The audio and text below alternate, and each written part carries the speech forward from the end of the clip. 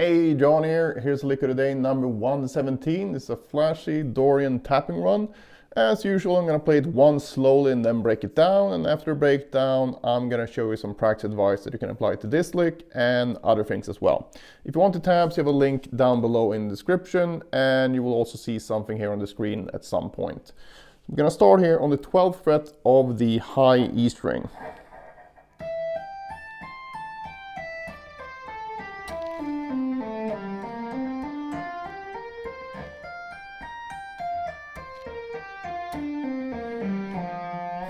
Alright, so this is based on the Dorian mode, and the Dorian mode is just like a natural minor scale, but you have a natural sixth instead. So in G, we're gonna have 1, 2, flat 3, 4, 5, 6, and then flat 7.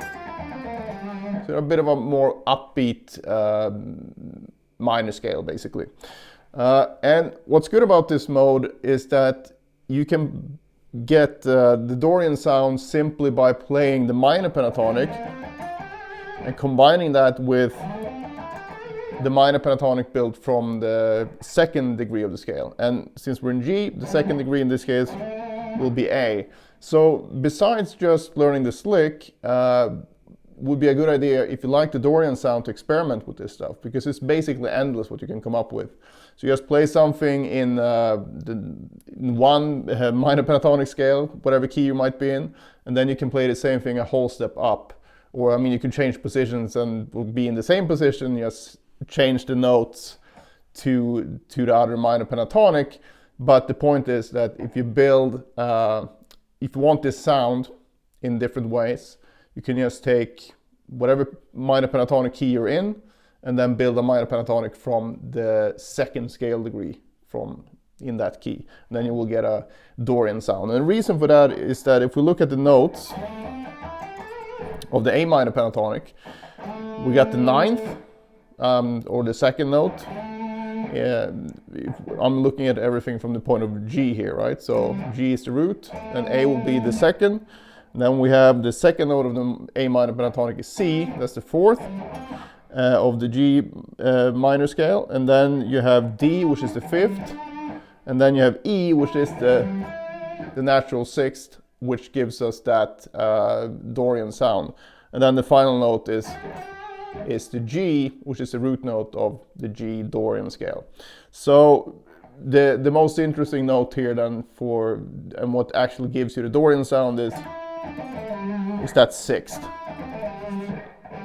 So the fifth of the minor pentatonic, one whole step up, is the sixth of the key you're in. So hopefully that's not too confusing. You can also check out the tabs, and I will have everything written out in relationship to G here. So we're going to take advantage of this fact that we can just use a pentatonic shape and then do the same thing one step down here. And so we're basically going to start with the A minor pentatonic, and we're actually starting on the Dorian notes. We're already in Dorian land, so to speak. And the shape here goes like this. You're going to have 12, 15, 17. Then I'm going to tap on 20. So then I just go back, same way. Then I'm going to tap on the G string on the 19th fret, and then 17, 14, 12. Then we repeat that on the A string with one difference. We're going to go 19, 17, 15 instead. So basically the same finger we had up here. It's just we tap one fret down. So we have 19, 17, 15, 12. So that's the start.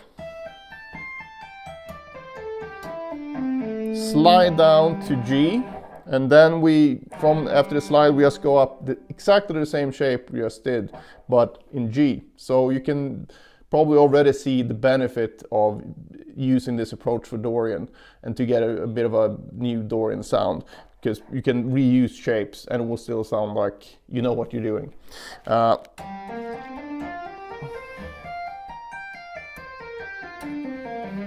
Now this one is a bit trickier, because when you go down, meaning from high to low, you start each string with a tap, which I think most people feel is easier than starting the other direction. We have to start each string with the index finger with the hammer on from nowhere. Whoops.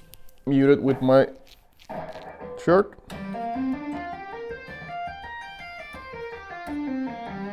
But it's not that bad when you get into it. So basically we just ascend from the G here after the slide. Whoops. And then we slide down to F, and then we're done, basically. Right, some practice advice here for this tapping line. First of all, get used to playing these shapes string by string, if you're new to this stuff. So basically, just take the first string here. Whoops.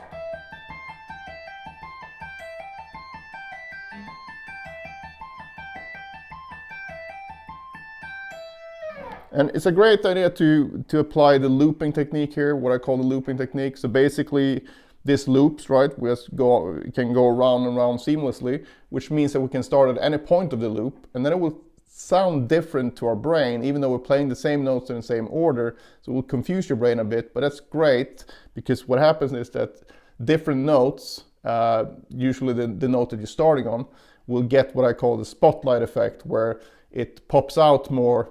Even though you're not playing it stronger, it's just placed rhythmically, so you hear it better. And when you hear it better, you will hear if you're basically screwing it up. So it's a great way to practice, so you can actually hear where you're going wrong. So you can do that with any type of loop, but the more notes you have, the more loops you're going to have, because essentially, if your loop has 4 notes, you have 4 starting points. If there are 6 notes, you have 6 starting points, and so on. So it becomes quite unwieldy when you have like 24 notes and you have 24 loops to get through. But so in that case, I try to just make smaller loops instead. But if we make a loop out of this one then, so first thing I do is I number the notes. 1, 2, 3, 4, 5, 6, and that's it. So 6 notes. And then we start on this one, do that a couple of times.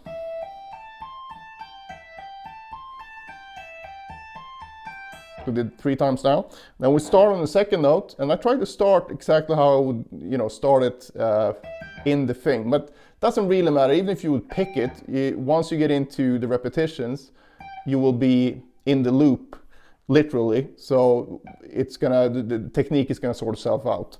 So, but I'm just gonna start with a hammer on from nowhere as well. So now we go from the second note and around to the second note. So.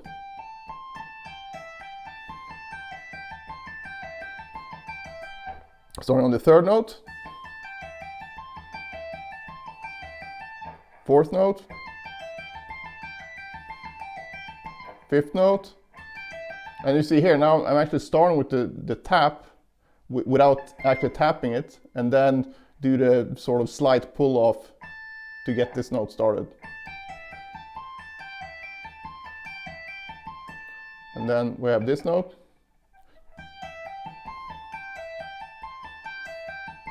And if I want to be really pure here, I should do the same. So I started with this finger not sounding and do a pull off.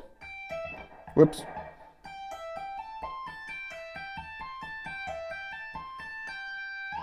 And if I play them again, I'm not going to play all of them, but you can clearly hear that they sound different, even though it's the same notes repeating in the same loop. So, whoops.